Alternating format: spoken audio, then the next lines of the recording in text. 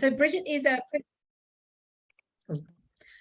just a bit bossy. Principal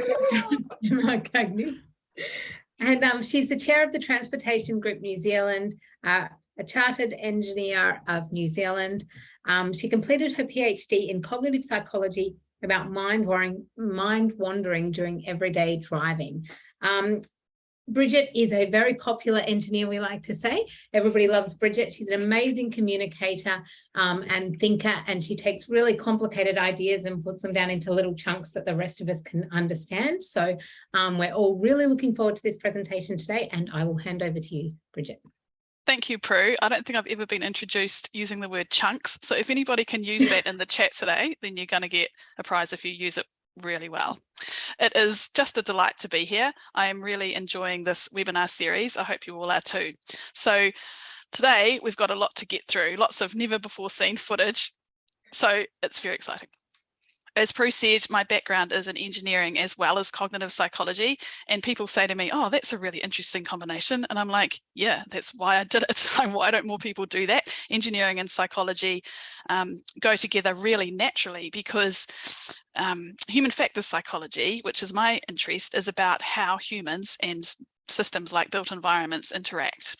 That's really what we're doing in transport on a day-to-day basis. So understanding that is super important and worthwhile. What we're going to talk about today are these 4 things, but it's going to be pretty action-packed. And if you've got any questions or comments or want me to slow down or explain something more, put it in the chat and we'll get to that as well. Why inclusion is important. I have long had an interest in inclusion, how we do that in transport, how we consider all people in what we do and how we know that, how we engage with sectors or parts of the community who might have particular benefit from what we're doing. Then we're going to talk about transport psychology, and this is probably the first time that I've really gone to a deep dive in inclusion and transport psychology right in the same session, because they are both really important for design of raised crossings. And so that's pretty exciting. And I'm talking about mind wandering during driving, which is always, people find that really interesting. So we'll have some fun with that. I'm going to talk about the principles of inclusive transport, SOS, and some of you might know what they are already, but we're going to talk quite a lot about those and why raised crossings are such a great SOS solution. And then I've got some content for you on disability sector engagement, and I'll talk about why we focus on that in particular when we're talking about inclusion. So yeah, it's going to be a great day. First, why inclusion is important. And so now we're going to talk about what we mean by that and who people are. And here are a few stories to back that up. So the first one is about Martha. And Martha was getting a train into work one day, and she was sitting on the platform just waiting for the train to arrive. And then all of a sudden, the other people who were waiting on the platform just kind of looked around and paused for a second and then took off. And they left the platform and went up the stairs and disappeared. And Martha looked around and wasn't sure what was going on. And before she could work that out, she realized that they'd all gone to a different platform. That's where the train was diverted to, and they'd got on the train and left. And Martha is deaf.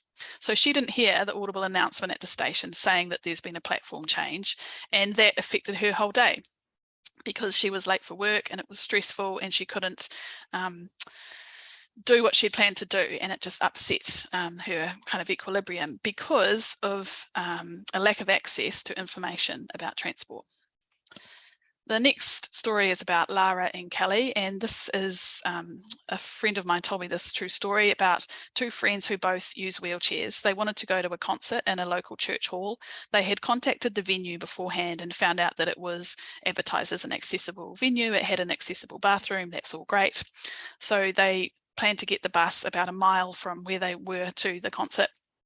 The first bus that went past didn't even stop for them, even though it had space. And this is a really common story from people who use wheelchairs or who obviously need help to get in the bus. Sometimes the drivers are under so much pressure just to meet the timetable that they won't stop to put the ramp down for people because their performance isn't measured on how many people they put the ramp down for. It's whether they get to the end on time. So there's this perverse kind of incentives going on. Anyway, the next bus came along and there was already somebody using the the two accessible wheelchair spaces, so they couldn't use that one either. And by this time it was getting a bit late and they didn't know if the next bus would even come, so they decided to wheel themselves the mile or so to the venue. And they got there, and only to find that while the venue had an accessible bathroom, there were steps to get in and no other option. So they had to literally turn around and go home again. And this is surprisingly common story, but it's not surprising when you tell that story to disabled people or to people who use wheelchairs in particular, because it is really common. And what's surprising to me about it is that it's so shocking to transport engineers and professionals, because it's just not visible to us in our daily practice. The third story is again a true story, and this is from a survey that was part of some research we did for Waka Kotahi, the New Zealand's transport agency, last year. We asked people, 15,000 disabled people were surveyed, and they were allowed to put any comments in the end about any other thoughts, comments they had about transport. And this was about a trip that someone hadn't made. We talk quite a lot about trips not made and how we can use those insights to find out what we can do to fix transport barriers. So this person said, yeah, a trip that I didn't make was a visit to my best friend. We Skyped instead, but it would have been so nice to have a hug and hang out for real. My best friend lives in another suburb. It involves 2 $5 taxi rides and an hour on the bus in the sunshine each way. By car, it's about 35 minutes. I would have made myself sick on that bus ride, not to mention the cost of the taxi to and from the bus stop. Plus the logistics of getting the right bus to get off at. It's really hard to describe to bus drivers. Plus, from the bus, I have to use a lower entrance to my friend's house, which is overgrown and inaccessible. The upper entrance is way more accessible, but I can't easily get there from the bus stop. Plus, logistics of getting my mum to look up bus timetables, because I am blind and I can't get the hang of the bus website. I have to line up the timing of catching a taxi to the bus stop to minimise my time standing. And minimise time in the light, because I can't sit at bus stops. Being blind, I don't know when my bus is coming, and if I'm not at the edge with my cane, the driver won't know I want the bus and he'll just drive past. I have to pre-book taxis as well, because otherwise they might not get to my place in time for me to get to the bus stop. The whole thing is a health and logistics nightmare. That's what the person said, and that's what I felt reading it. It sounds just like a huge effort. And that effort affects people's energy levels, and often the people who have the most need for transport to work for them have a lower baseline energy to start with. So another person in our survey said, my mother's birthday, that's a trip that I didn't go to. It was in the central city. It would have been an absolute nightmare with unreliable trains, next to no close parking, having to pay for both parking and petrol on a low income. It just seemed like a nightmare. So having more accessible walking options and raised crossings like there is in this picture can start to chip away at those barriers that make people feel like they have to drive, or driving's the only real option for them. We can make those other options more inclusive, which takes away that time cost and the actual cost of driving and parking in our precious central city spaces. There are other kinds of barriers that come up too when we talk about who we're designing for in terms of the language of transport. And one thing that I find really interesting is to close my eyes when I'm out on a street, not walking across the street, of course, but try to imagine what that world looks like to someone who doesn't understand the language of transport, planning and engineering.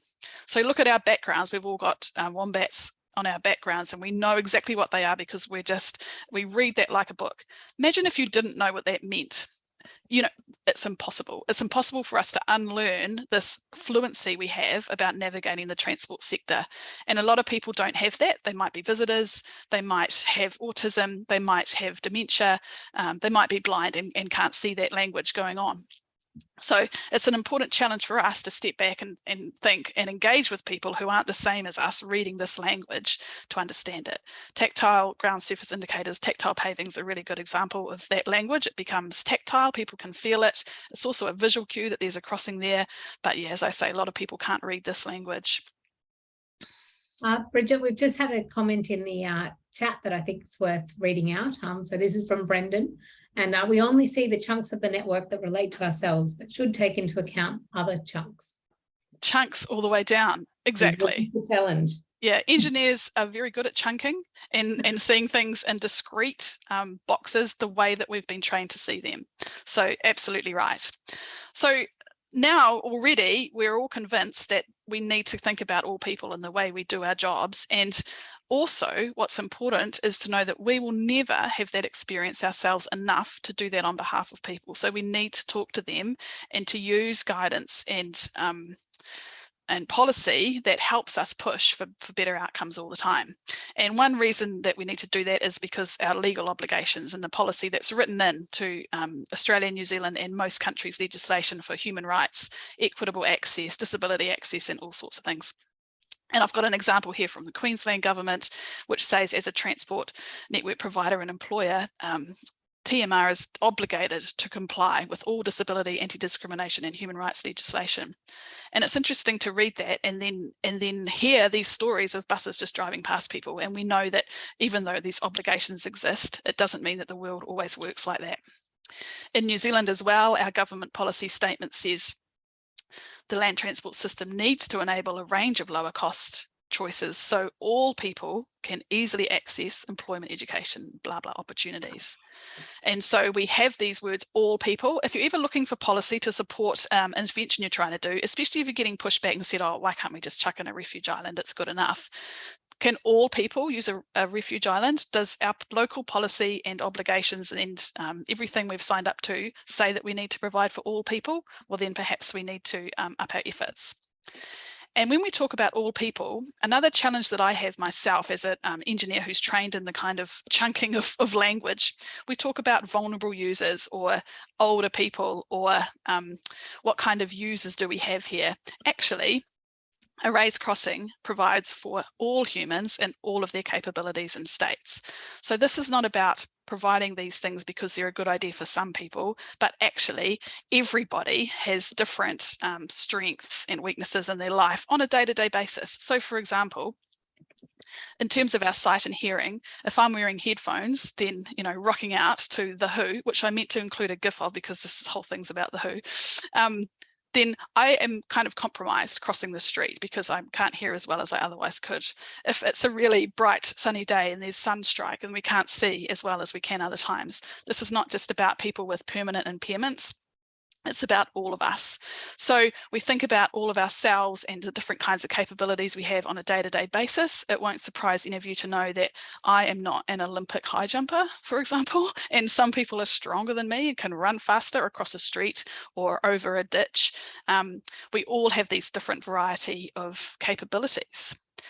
And we all have a variety of states, and we don't learn much about chronic pain in transport engineering school, but pain affects the way people move around. It affects what kind of crossing they might want to use. It affects how they feel about having to run across a street if there's not much of a gap in the traffic.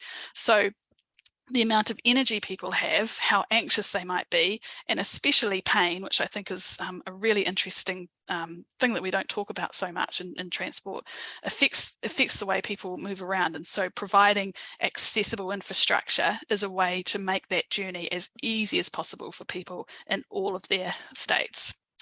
So with that in mind, we're going to flick right over to Miro, and I can put that link in the chat in case people haven't got it. And if you can go in there now, Prue, do you want me to share my one or will you share it? I think I'm happy either way. What's easiest? I'll do it, and then I can just start sharing again. And people can go in there anyway while they're waiting. Okay. Or so what we're going to do is comment with a sticky note, which is over on the side there, the sticky note option, drag one over and describe a kind of state, capability, characteristic of someone who could use a curb crossing that is just curb cuts, so it's really not much of a crossing at all, and who can use a crossing that is a raised priority crossing, so a wombat. Think about the kinds of characteristics and states people have. So it could be someone with low or no vision. It could be someone who is deaf. Does that make any difference to them? It could be someone who's in pain. It could be someone who's feeling a bit sick. It could be someone who's a little bit drunk and walking home because they think that's a good idea, better than driving. Let's see some of your ideas that you've got about what kinds of people could use these crossings. At the moment, they're labelled, so all I can see is that a visiting architect can use a curb cut. We need to write in our post-it notes. And so anybody who's looking for it, it's up the top of the Miro board. Oh yeah, that's a good point. So I think a few people are hovering down lower, so you're going to need to zoom out and go right up to the top. Thanks, Ken.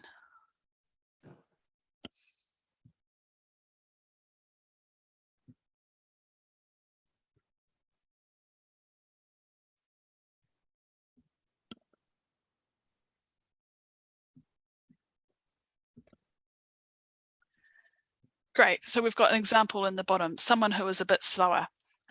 And all of us have felt like that sometimes. I was in Paris recently, and I learned from experience that you don't try and take a heavy suitcase on wheels through the Paris metro system, because you walk around a corner and then there's some steps in the middle of the path. So someone who's a bit cumbersome, it's just easier to use a step-free crossing.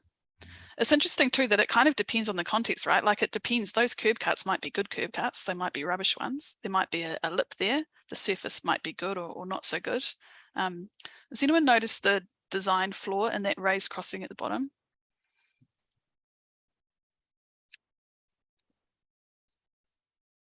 You feel free to write it in the chat. That's a new raised crossing that's on my bike ride home, actually. Tactiles, yeah, good one, Malcolm. Maybe you'll get a prize. I don't know if the line markings are wrong. Maybe Ken can help me. But there's no tactiles for some reason, and it's not just in the aerial shot that day. They just never installed them on one side. But line marking looks okay. So yeah. There's an optional diamond on the approach, which doesn't appear to have been selected. But apart from that, looks okay. Or it might be out of shot, just maybe. Yeah, cool. So let's see what we've got in here. So we've got able-bodied person, I would say non-disabled. I've got a slide coming up about language, but really it's not a big drama. If you're worried about saying the right thing, the thing to do is just to say it, and then at least you're having a go. Someone who can run fast, yes, exactly. They can use curb cuts. People who need help if they're unable to cross. 2 fully working legs, yes, exactly. So we need to be in full up to our best to use that kind of crossing. Someone who can use curb cuts, who can see and move quickly and is not in a wheelchair, because they'd have to turn around to look over their shoulder. You notice too that those curb cuts in that picture, they don't point straight across the street. I've known people who, a friend of mine who's blind, and he's seen brand new intersections designed with the tactiles pointing him into the middle of the intersection rather than across, and that's super dangerous, and he only knew that because he was with his partner who was sighted. So as someone said in the bottom, who can use the raised priority crossing, the majority of users, the majority of people, the majority of the time can use that kind of crossing. Slow people, a wheelchair user, a unicyclist, yes, exactly. Some skilled unicyclists can hop over curbs, but not most of them. Someone who's wheeled is a big chunk of users. That's excellent. Yeah, so that's really cool. We've got another mirror exercise coming up, so we might feel free to keep popping them for a minute or two, but I'll stop sharing and we'll get back to the main event. Bridget, it's interesting, in every school survey that I've done, the parents have highlighted side road crossings similar to the one you've shown there as areas of concern. And before we had any of that data, I found it really difficult to convince other practitioners that it was an issue. And it's been quite compelling. Yeah, I think this exercise is the reason for talking about it like this is that most of us don't have this lived experience where it's actually really make or break a journey what kind of crossing we need. So most of us here can use that crossing with curb cuts, and we're quite used to it. We use them all the time and literally don't think about it. But for people who really rely on quality infrastructure, it affects their life in a really dramatic way. And I think part of the reason that we struggle to explain that is because the transport engineering profession itself is full of people who don't typically have that lived experience, and so it's not front of mind for them, and so it becomes a hard challenge when we don't have good data to explain why it's a good idea. So the other aspect of human characteristics and states and capabilities that is affected here is income. So if you recall from those stories, as someone said, you know, it's going to take me over an hour with 2 taxis and a bus to get to my friend's house. It would have taken 35 minutes to drive. Disabled people, or people who find it difficult to move around, are far more likely to have a low income than other people for a variety of reasons. And so that means that they don't have as many choices. And they also don't have as good a health, and so they are have less energy to start with, so their choices are reduced even further, and including in terms of the walking routes that they might take. So income is a huge factor, and also kind of under acknowledged in terms of how we're planning our networks and who we're providing this infrastructure for. And again, it's something that I think the majority of professionals, who it's not that controversial to say are relatively well paid, not usually on the minimum wage, don't necessarily have a lived experience of, you know, $5 for a taxi being quite a big deal. So it's even more important to provide infrastructure that's free and accessible and easy to use for all people because of the income question. So with no further ado, we're going to go straight into exercise 2. So if you're still in Miro, that's great, and we're going to go back there and just scroll down a little bit further. When we talk about curb cuts, the same thing as a curb ramp is the same thing. Some people call them pram crossings. They are the bit in between the footpath pavement and the road surface. So Miro exercise 2. What we'd like you to do is to go over to the menu on the right, and if you scroll all the way down underneath sticky notes, you'll see 2 little arrows with a dot that says more tools, and under that there's an option called stickers and emojis. And so this is the fun part, where you go into stickers and emojis and choose one that you think represents how you feel about these statements. So you can just copy and paste a thumbs up or a thumbs down. You can choose a smiley face or a sad face. You can choose a camel if you want to. What do you think about these statements? So there are 3. You can pick 1 or 2 or 3. Poorer areas get less infrastructure investment. What do you think about that statement? Pick an emoji that reflects how you feel about that. Oh, this is great. I think, Ken, you might need to introduce emojis to your web module 4. We might just stay here for the next hour. It's quite fun. Poorer areas get less infrastructure investment. There's a lot of literature about that. We know that for a lot of reasons, wealthier areas are wealthy partly because they're nicer. What do we mean by nicer? They have better footpaths, they have better access to public transport, which often means they've got newer bus stops and train stations. And when a new train station goes in, sometimes the local infrastructure is upgraded. If they've got new commercial areas, then the streetscapes and public realm around those tend to be nicer as well. And so poorer areas that have been there for longer and have been neglected by development also tend to have less investment in their public streets and footpaths, and that's pretty apparent if you find yourself walking around a relatively poor area. You'll see that it's just the curb ramps and the curb cuts just not as good a quality. Often it's just fewer choices for people to get around. The second, yep. Quick question here: do lower rates cause the less infrastructure? So do you think it's they're not supposed to. It's certainly in New Zealand, rates are, or at least infrastructure investment is not apportioned to rate capture. So infrastructure investment is supposed to be to maintain assets and to provide access. And it goes back to those transport policies that local authorities have. What's our policy? Is it to invest in areas where we get the most rates from? No, that's not what it says. It's so that infrastructure supports all people living good lives. Despite that, I mean, there are some studies where people map transport disadvantage and access to transport, and some authorities will use that information to invest in areas with lower access. So sometimes that happens, but not as often as I would like to see it. We don't tend to connect information about how much people participate, even their access to a motor vehicle, because we know in poorer areas, people are less likely to have a car, even in cities like Melbourne and Hamilton, where you really need one unless you're right in the city centre. So thinking about that kind of stuff is really important. We've got some conflicting kind of responses to this next statement. Poorer people are less likely to have a car, so they're forced to walk. And to be honest with you, I wouldn't say that sentence as a statement of fact, because it's not black and white as that. There are 2 aspects to equity in transport that are relevant here. One is called transport disadvantage, which means that some people have fewer choices than others because of where they live and where they work. They just have fewer choices. So different kinds of options for how they get around. The other aspect to transport equity is called transport poverty, and that is poverty induced by spending too much on transport. Often that means that people buy a car because they need one to get to their work and to live their life, but that is a huge proportion of their income, and they end up having a car that's not really super reliable either. It's not very fancy, it's certainly not the latest Tesla, so it's more likely to break down and therefore need costly repairs. And so they're trapped in this cycle of needing a car, spending a lot of money on it, living probably far away and spending a lot on petrol, being subjected to the price of fuel, whatever that ends up being. So their poverty is induced by transport costs, even though they do have a car.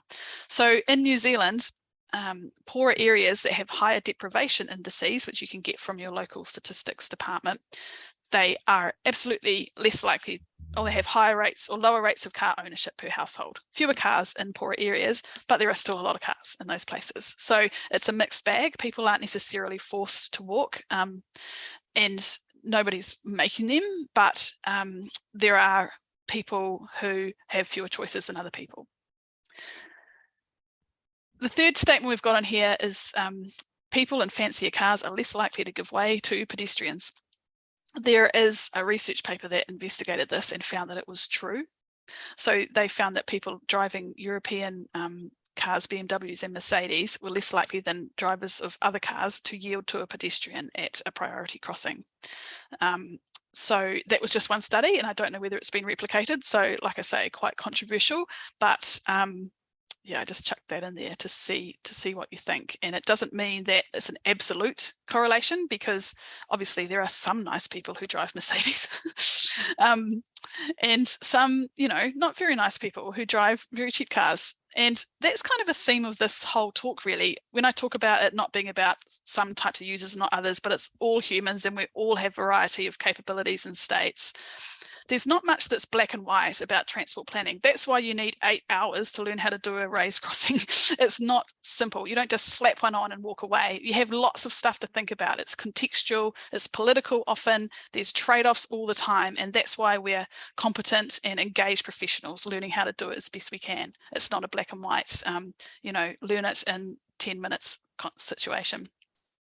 I just love these pictures, and maybe we'll I'll take a snap of that and put it on LinkedIn later to share with all of our fans.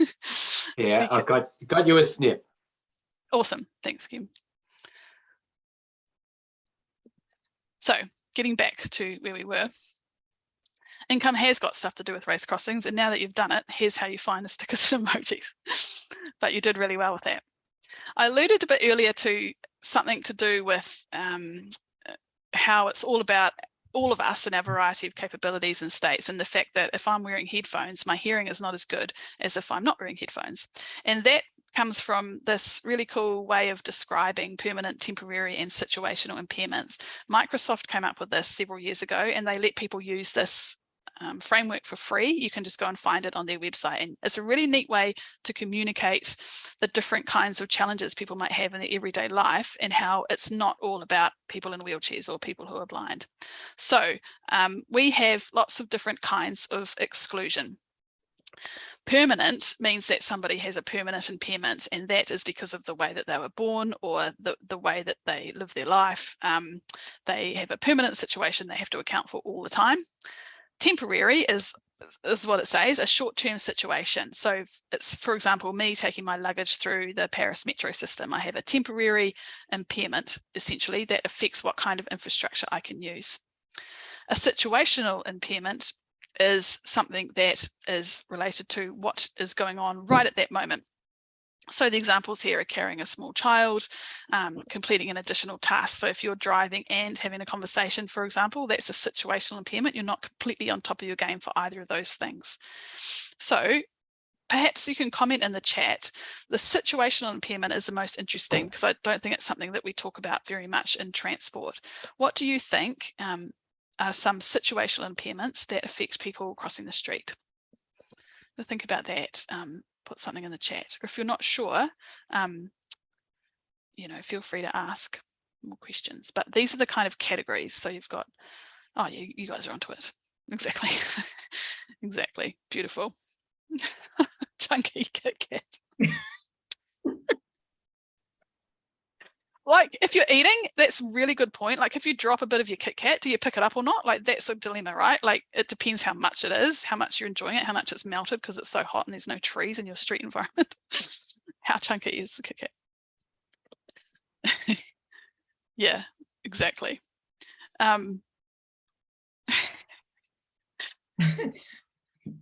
Potholes, flood, yeah, high heel shoes, exactly. Butterflies when crossing with children. Oh, that's great, Prue. I think crossing with children, you're almost in a different mindset because you're expecting situational impairments, right? It's almost like you're in a different mode. And that happens too. Like people are either, you know, on a mission to get to work because they've got to be there in 10 minutes, or you're out for a stroll. And that's what's so interesting about walking. This is not like driving where you've got origin, destination, take the shortest route, go the most direct way. And if you're delayed, you're annoyed. Walking is so much more diverse in terms of why people are doing it. And we all found that in lockdowns, right? When we had lockdown and we were allowed to go for a walk, well, what a delight. Highlight of everybody's day. We go for our lockdown walk and it's all very, you know, good for our well-being and we will enjoy it and we hear the bird song and it's wonderful. That kind of trip is what engineers would call origin to origin, which doesn't matter to the transport network. They're not going anywhere.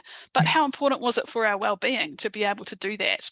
We did a survey in lockdown, or I did for fun, of how often people left their house in a week of lockdown. And disabled people were 20 times less likely to leave their house in a week of lockdown than people who said they were non-disabled.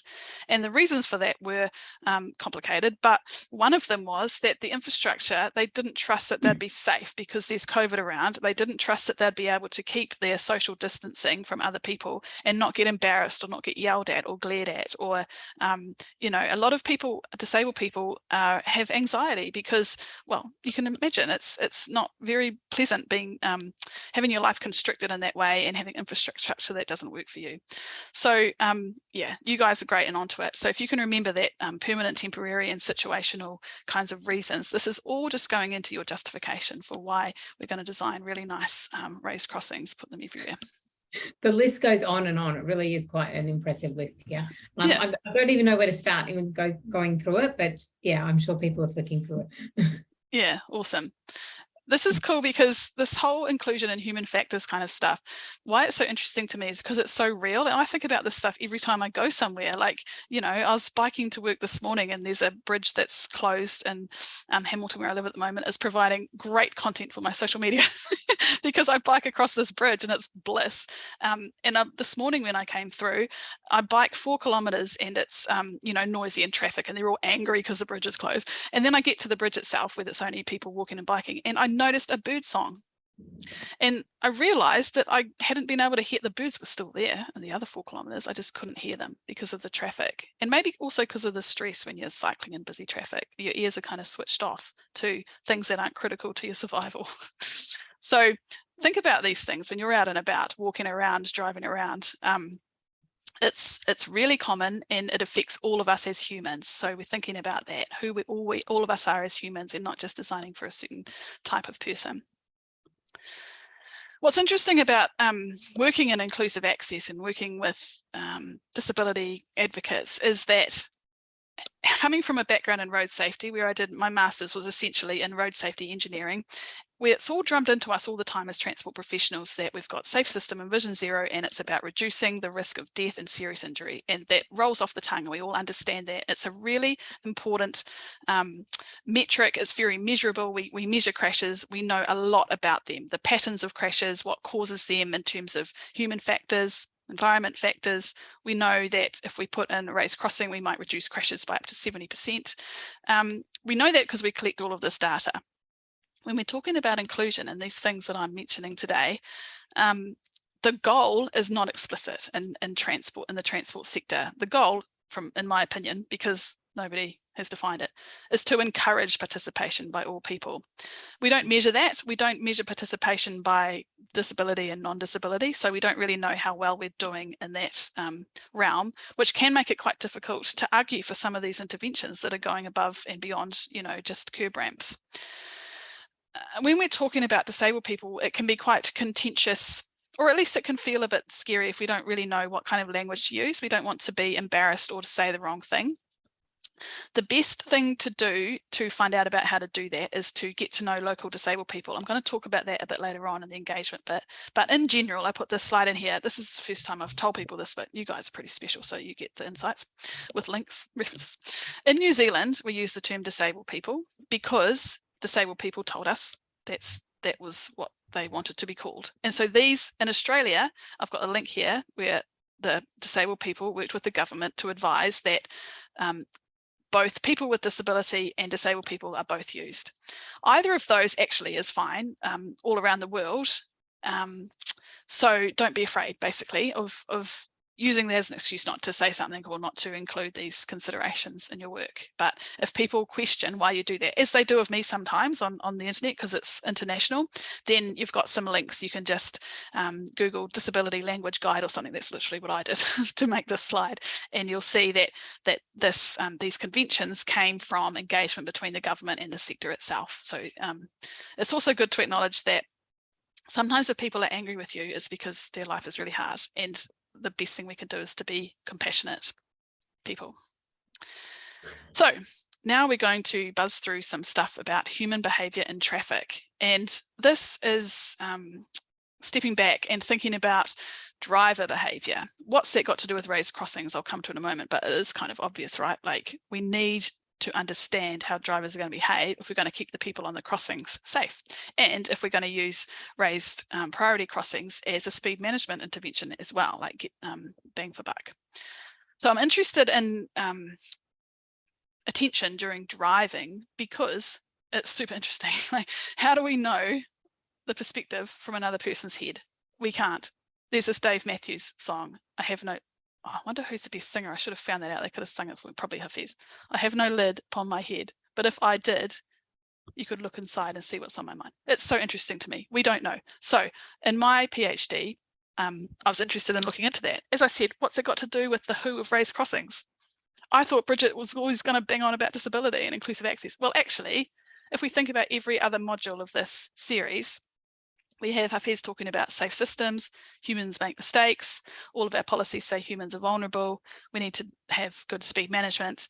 Prue's talking about road environments and hierarchies and forgivingness. Right at the centre of forgivingness, speed management, humans making mistakes, is driver behaviour. So it behooves us, it's a word of the day now, behoove, to understand what's going on in a driver's head when they're driving around. And Ken, on Friday, is going to talk about human behaviour as well, because that's how we inform our guidelines, by understanding how humans behave in terms of visibility, reaction times, gradients and speed. How do drivers react to those things, and what does that have to do with what's in their head? So because when I drive around, I'm daydreaming all the time, I wanted to know what that has to do with safety. If I'm thinking about driving and I'm safe, that's all well and good. How does that state of mind go to not thinking about driving and not being safe? There's not much research on that when I started my PhD about 10 years ago. There was a little bit, and a lot of papers would start, driver mind wandering, in other words, not thinking about driving, is associated with risk for crash involvement. There was also a billboard near my house that said, concentrate. Wandering minds cause crashes. And, you know, I quite like maths, a bit of a maths geek. How do they know that? If wandering minds cause crashes, they must know how often people's minds are wandering, how often they are wandering when they crash, and how often they're wandering when they don't crash. It's a simple calculation, right? They don't have that information because nobody's asked anybody how much attention you pay to driving. So I'm like, hello, I'm interested in brains and also maths. Maybe I could work this out. Is that actually a fact? Now, interest in attention and driving is not new. I want to highlight this.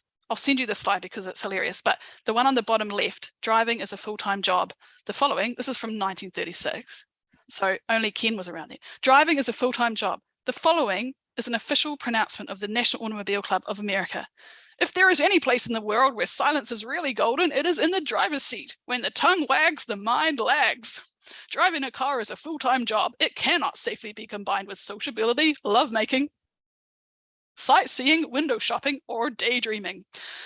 So in one sentence, they've said you can't make love when you're driving, also you can't daydream. And I'm like, not sure those two are equally risky. So that is kind of the precedent for my PhD.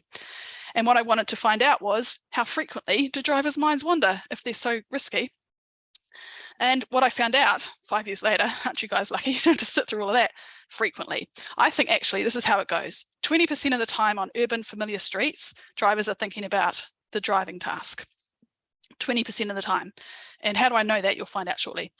60% of the time, they're thinking about all sorts of other random stuff. So they might be thinking about something they see. Oh, that pedestrian's got a nice outfit. They might be thinking about where they're going. Oh, I'm thinking about a meeting I've got at work today. They might be thinking about, like one person said, my daughter's got a big hole in her tooth. I'm wondering how that happened. And then 20% of the time, they're thinking about literally nothing. And I call that standby mode. That was defined by Bill Bailey, actually, the comedian. He said his wife sees him just standing into the steering the distance, and he says, I was thinking about nothing. I call it standby mode. It just hasn't been switched on. So drivers aren't thinking about it very much. They all report it at least occasionally. If they don't, then they're robots and they're not humans. And so therefore it's necessary, it's ubiquitous. They have to be not thinking about the immediate driving task, because they have to think about where they're going and how they're getting there and which street they're going to turn down. And you'll know this when you're driving. You're like, oh, will I go over that bridge or that bridge? Oh, that one's closed. I better ride my bike. And that's how it works. So the most mind wandering happens, unsurprisingly, in quiet, easy, predictable places where you might think, actually, I'm going to switch off. And this is the kinds of things people would say when I sat in the car with them and asked them what they're thinking about now. They said, just a nice day, don't know, nothing much. Oh, thinking that I'm hungry. I was thinking about dogs, that kind of thing. Least mind wandering happens in places that people think are really risky, like this really busy intersection in Hamilton where I live called Five Crossroads. What did people say when they drove through there? And I asked them what they were thinking about. At the moment, nothing. Shut up. I'm driving. It's really difficult. Just what a really tricky roundabout this is. As it happens, there's not as many crashes on that intersection as there are in the quiet street as a whole. It's really actually quite hard to compare crash rates between an intersection and a long mid-block. That's very hard maths that even I can't do. But anyway, there aren't many crashes here. And I think it's because everybody is freaked out and pays a lot of attention. So let's just have a quick comment in the chat. What do you think about when you were driving? Are you a really good driver and you think about your lane position and your headway and your following distance? Or do you think about, dinner? Do you use that time to switch off? Do you like driving for that reason? I really like driving because it's kind of a space where I'm in my own head. Where are the cops? The police are one really conspicuous way to attract the driver's attention. In a lot of studies, they've shown that if you put a police car in a driving simulator, people always look straight at their speedo straight away, because they've just conditioned to do that kind of thing. But remember, in the exercise I gave you last week, I asked you to, ask someone who's driving or think about yourself. Did anybody do that? Well, children in the car. Yeah, that's a really good one. How do you find that, Prue? Children in the car? Oh, fighting children in the car is, it's a real problem. And whenever anybody is complaining about slow drivers, I think it might be an elderly person driving the car. It might be someone with children in the car. So I'm certainly aware of that. I think there might be something going on with your sound, Prue. Did anybody else hear that? Yeah, no, I got that. Not sure if it's coming through all right to you, Bridget. Can you hear me now, Bridget? It might be just mine. If everyone else is good, then just carry on, because Ken sounded funny to me too. So just carry on. Okay, sure. Okay, so we've got some interesting answers here. And after the last question, I'm expecting quite a lot. The answers to my 5-year-old's very tricky questions about life. All the problems to solve come to head when driving. It's boring, so need to find something to fill the brain space. So, yep, that's the time to do all your filing of everything else that's going on in life. We've got Naomi thinking about don't hit cyclists and pedestrians, putting a fair portion of brain power to that. Lachlan, I enjoy having the quiet time when kids are asleep to listen to podcasts and audiobooks. Yeah, we're all into podcasts and audiobooks, so that's a big one. Watch the kids at the roadside. I think about my future plans sometimes. Lots of different things going on. There does seem to be people thinking about the road environment. I know when I was a child, we grew up in the country, so we were always trained, even before we were driving, to be looking for kangaroos out the side. And I translate that to looking for pets and children and all sorts of unpredictable things by the side of the road these days. Yeah, that's awesome. So somebody said, why didn't that Burke indicate? Burke must be an Australian insult, but I wanted to call one of my PhD journal articles, Food, Friends and F-Wit Drivers, What Women Are Thinking About on the Daily Commute, because that's kind of what my supervisor said I couldn't do that. So we'll carry on because I've got a video coming up. So drivers are I've just got to say, one of the distractions when my mind wanders, I've been thinking, should Bridget do a TED talk or one of those Netflix comedy documentaries? yeah, maybe. There's a lot of content in there. There's a article, I think I put it in the resources, actually, a link to an interview about my PhD if people want to hear more about that. So drivers are much more likely to report their minds wander on familiar roads. Most of the places we're putting in raised priority crossings are familiar roads for most of people who drive there. So you can keep in mind that 80% of the time people driving across these things aren't necessarily thinking about the driving task. And on long residential streets where we might want to put in a crossing, I'd expect a lot of mind wandering. And when they're not thinking about driving, I think mostly if it's a familiar environment, they're going to be thinking internally triggered stuff, which means they are thinking about work or home life. That's really common for people to be thinking, especially when they're driving to work and back, or somewhere going to the shops, thinking about what they're going to be doing. And externally triggered if not. So that means they're looking around. If it's an unfamiliar place, they're looking at the scenery, working out where they're going, just making, a note of what the shops and people and places around are. So what all of that means is that drivers are not necessarily looking for pedestrians. And when I asked people what they're thinking about, I did that 587 times. And one time someone said, I'm just aware that there might be pedestrians around here. So that's 0.2% of the time. That's not very often. And that driver was particularly good. So yeah, most people aren't proactively looking for pedestrians. So I don't think, having said all of that mind wandering causes crashes, because it's like saying, well, old age causes broken hips. A lot of people who break their hips are older people. A lot of people who crash might have had a wandering mind, but that doesn't mean that it's a causal effect.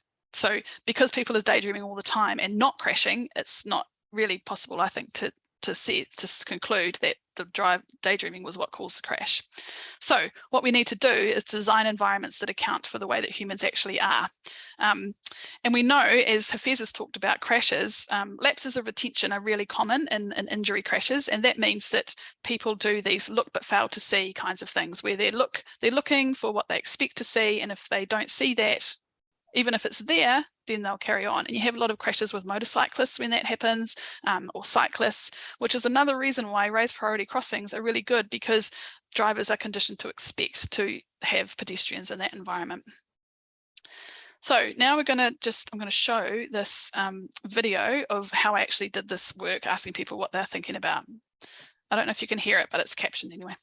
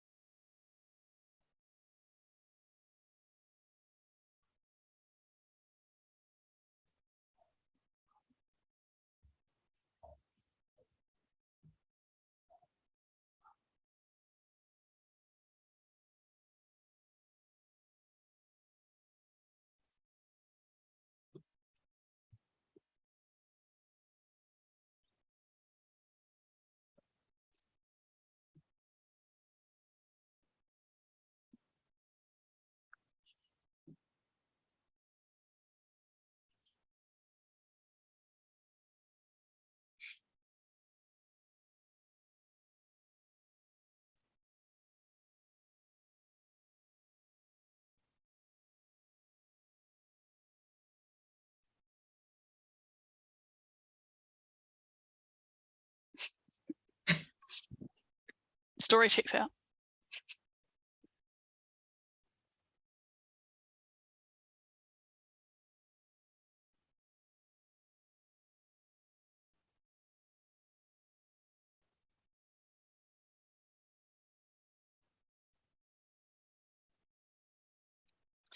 So I'm not one of these people who would report that I'm thinking about nothing. We're all different, right, in terms of what we, how much energy we have for thinking.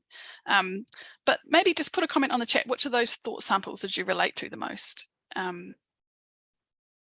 tell you, for me, while you're thinking about it, was the one where someone said, oh, I hope we don't have to drive through that intersection over there. Also, I must book our flights to Queenstown. I've got a lot of different things going on, and you can't really tease out. It's quite hard, you can imagine, for a PhD student, all of them, to code these thought samples as driving or not, because sometimes it's not that straightforward. Like I was saying earlier, it's not black and white. Drivers don't think about driving for 7 minutes and then think about what's happening at work. It's really mixed up and idiosyncratic and hard to tease it out. You know what is interesting to me about this is that how amazing that anyone gets anywhere. Bridget, that was really interesting, and I have to confess, I was looking at it at the start, and there was a big wide version. I'm like, oh, we could put a bike path there. Deep, and it was like, oh no, now the crossfall's too bad. Oh gosh, it's a whole other PhD, the transport engineer's wandering mind. It's very sad. Yeah, cool. So a mix of stuff, right? Like that's what we think about it. And on autopilot is interesting. I think the one advice, I did a transport policy paper after this PhD, and the one advice I have for road safety educators and behavioural people is drive fresh. Drive fresh is great marketing advice for people, because if you're fresh, it means that you're more likely to pay attention when you need to, and it also means that your unconscious processes are at their best. Because if you're tired or drunk or otherwise impaired or distracted, even your unconscious processes aren't working so well. You're not going to be looking as broadly and scanning. You're not going to be picking up things that you're not even looking at in your peripheral vision. So I think about that when I'm going to be driving somewhere the next day. Make sure you get a good sleep. All these things your mum and dad told you. Make sure you get a good night's sleep. Have a good breakfast, stop for a coffee, and keep yourself alert. So the last exercise I think we're going to do is look at this before we have a little coffee break. I like making up graphs to explain things, and this is one that I thought about in terms of how we define different types of drivers, because there are different types of drivers. And along the bottom axis, we have likelihood to report mind wandering during driving, and people are different. Some people do tend to daydream more than others when they're driving a car, and those things interact with expertise, which is correlated with how well people regulate their attention. Some people daydream when it's a good idea to daydream. Some people don't. And when Hafiz said that thing about breathing meditation in the question, one of my participants said the rosary, the Catholic rosary prayer, while she was driving on her way to work.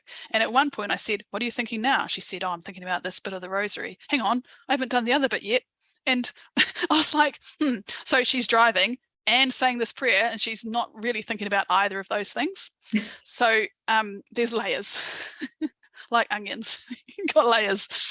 So what kind of driver are you, do you think? And we're going to have that in the chat in a moment. But the important thing about this point is that we can't just put up a sign that says concentrate. That's not really going to do much about the way that humans have evolved over the last hundreds of thousands of years. Engineering and planning can help with attentional regulation, because something like a raised priority crossing captures drivers' attention. Training and ongoing education can also improve their expertise and their habits in terms of where they're likely to switch off and not. We can't change a driver's mind as much as our politicians would like to just, oh, they shouldn't be driving, we should tell them to pay more attention. That wasn't what my conclusion was in my PhD. So I think last exercise before our break, comment in the chat, which of these drivers do you think you are? And just to throw a spanner in the works, I've mixed two of them up. I think I'm a competent daydreamer. I think about all sorts of things, a bit like Prue. I'm like, go really deep. It's like the Inception movie. Why is this car behind me so close? What's going on in his life? What can we do about that? Does he need counselling? I had one driver who was who said, what are you thinking about now? And she said, this motorcyclist behind me, he's weaving all over the place. And that's not the colour helmet I'd choose to have, but I suppose it keeps him safe. And I was like, how do I code that? Is that driving related or not? Like, it's very, she was a competent daydreamer as well. And I mean, yeah. There's a comment in the chat about maybe people with ADHD have more daydreaming, and I think I've read studies about children with ADHD being more at risk. Yeah. Yeah. So that's a good point to bring up right now, because people with ADHD struggle with this attentional regulation component of this chart. So the danger is not only are they more likely to daydream, but they're less likely to pay attention at the right times. So there's been a lot of research about ADHD and driver behavior, and you know, what we can do about that. And the best thing is to have support for people to understand their own self, because everybody's an individual and it affects people in different ways. So yeah, supporting, you know, someone said to me, a psychologist, that people drive as they live. And when I get nearly mowed down by someone in a double cab ute who's very angry with the world, it kind of bears out, right? People who are just calm, breathing exercise kind of people are more likely to have a kind of tolerance in their driving as well, and leaving more of a gap, leaving more breathing space around you as a driver is a really good competent cruiser habit, because you then have more of a bubble, and you're more likely to notice something before it becomes a hazard. Like you notice something when it's a near miss. So some of my drivers, when I asked what they're thinking about, they'd say, oh, that car was just over the line back there, meaning they're just over the limit line. And so they were aware of that. It punctured through their daydream to make them pay attention, even though it was nowhere near a crash. So yeah, just something to think about. Everybody's different and it's all very complex. So now we will have, how many minutes do you reckon, Prue? I'll let you decide. I think we should do 5 minutes. Great. That works for everyone. So these are all pastries and coffees from my Europe trip. I started looking at my photos and realized how many I had. It was pretty good times. Oh God, Bridget, this is my favorite slide because it's lunchtime. Yeah. Yeah, everybody go find something delicious and we'll see you soon. Thanks, Bridget. See you about 4 minutes past, everybody. 4 minutes past whatever hour you're on.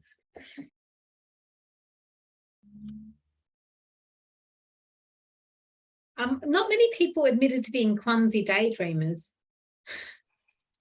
No, actually they're very rare. I should have said that competent cruisers are the most common. And you know, I had across all of those thought samples, it was across 36 drivers, and I think only one wasn't very good. That was the driving praying one. She also had an overlay of really high anxiety and almost didn't want to drive with her anymore. Most people are great, and most people don't crash very often. The most challenging, or the people who cause the most you know, serious injuries and deaths are violators. So people who intentionally speed and do dangerous behaviors and don't really account for the risk associated with that, and that's not most people. So yeah, most people are competent cruisers doing their best, and their minds wander, and that's okay as long as we design environments to account for that. So should we carry on, Prue? Yep, I think. Sweet. Just going to assume everyone's back. Yeah, sounds good. So keeping along this theme of human behavior in traffic, we've talked about how drivers behave and what they're thinking about, but what about when people are walking?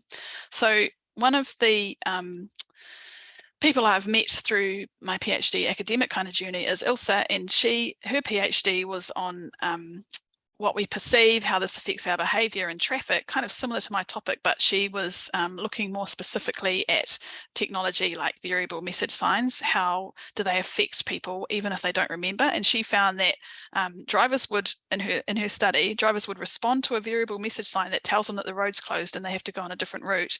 Even if they're asked afterwards whether they noticed that there was a sign telling them to do that, they'll be like, what?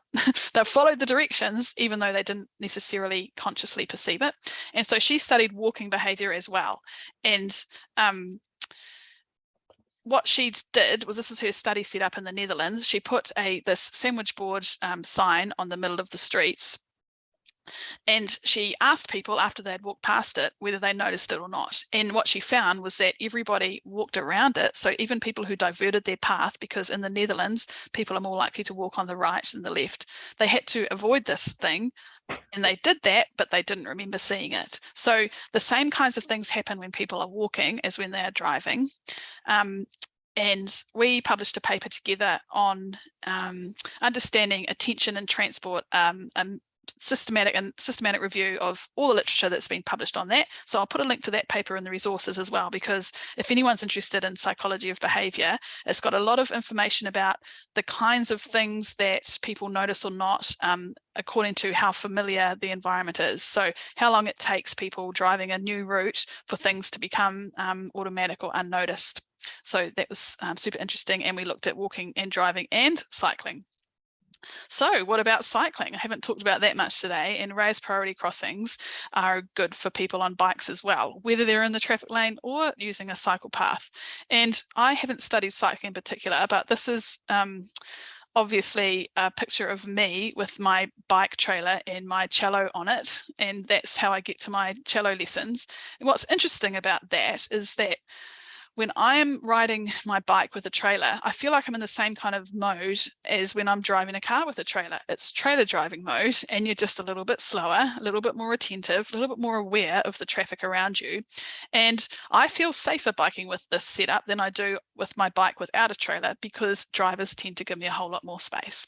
So if I'm biking down a quiet residential street in Hamilton and a driver comes up behind me, their mind wandering is interrupted, because what the heck is this thing in front of me? It is so conspicuous. They are snapped out of thinking about, you know, their husband or what they're going to have for dinner, and they're like, there's a cello in a trailer. So they give me space and they slow down. So it's like a great road safety intervention.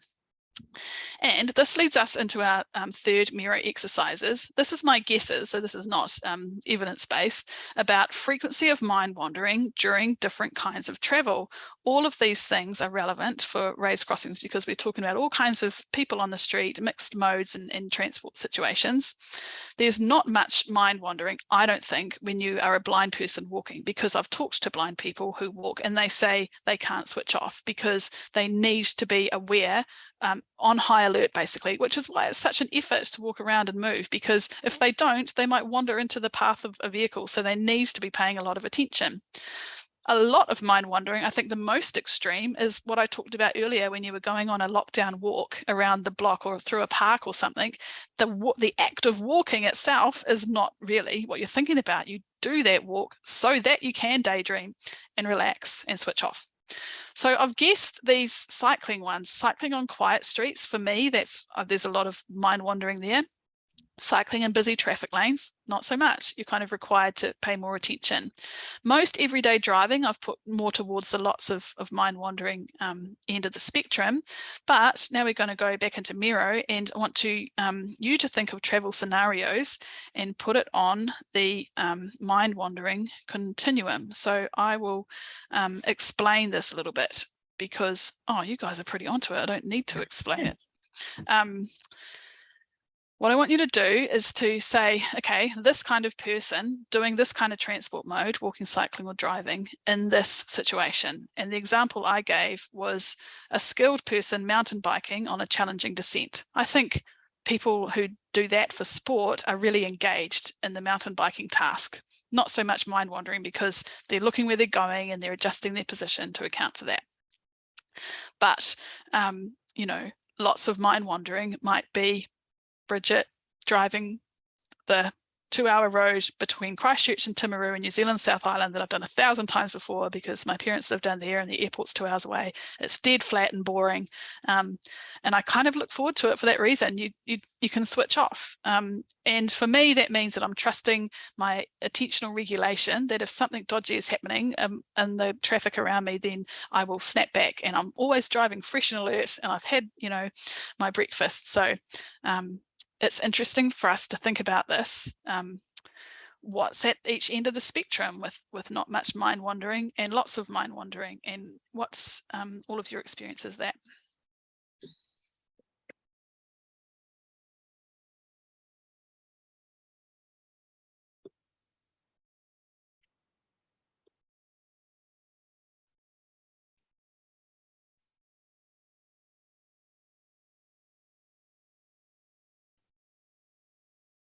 Mhm.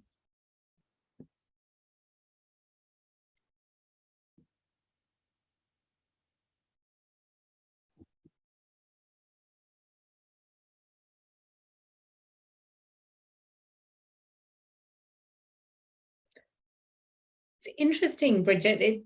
With this as well, I presume that if there's not much mind wandering as well, I imagine that people are going to be tiring because they're actually concentrating quite hard. So I know when I used to have young children, and after doing the pick up drop off for kindy one day, and I just got to the afternoon, I was like, I can't go for a walk with them anymore. There's only so many crossings I could take on with young children each day, and then I was just done. And it wasn't actually the walking, it was more the getting them across the road safely and things. But I imagine for someone who's blind, they are on such high alert that they would need to recover. And Exactly.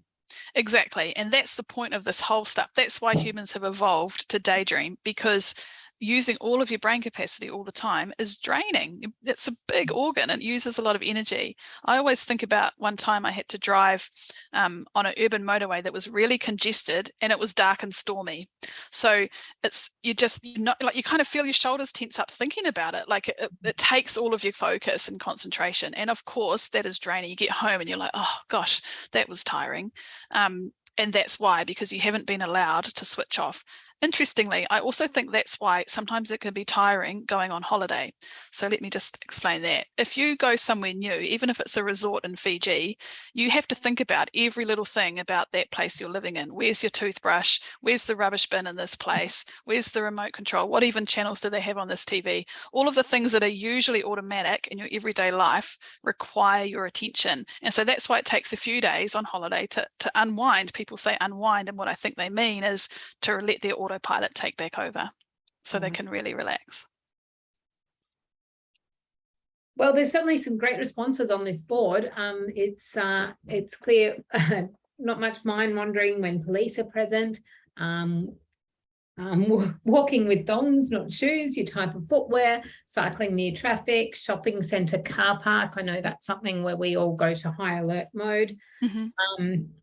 We've got lots of mind wandering, cycling on rural roads, picking up my son every day from school, my regular bike to work, highway driving on a straight stretch. So yeah, everybody seems to be picking up on a lot of different examples. I love this page. Yeah, great.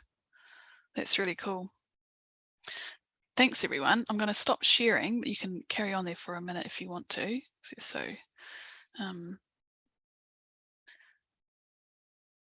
So good at it.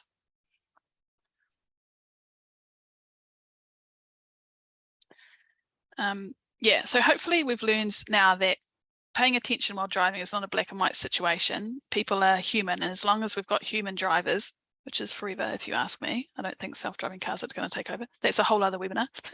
Then we're going to be needing to design environments that account for the way that humans behave. So let's think about human factors, inclusive access, and raised priority crossings, bringing that all together now. So as I said earlier, I had a Venn diagram there that had Pru's and Hafez's and Ken's topics, and thinking about what human factors have got to do with that stuff. When we think about the why and the who, we want to design crossings that are safe for all people, as Hafez told us already. That includes people driving, people riding bikes, people on unicycles, people on camels, pedestrians, all of whom could be operating, are quite likely to be operating at less than perfect human capacity when they encounter the crossing. You know, another situation where the mind isn't wandering much is during your driving test. When you're getting tested to see how you are as a driver, that is not how you are as a driver. That's how you are when you've got a driving instructor, assessor sitting next to you. So ordinarily we are less than perfect, and so we need to design infrastructure, as I say, that accounts for all of that.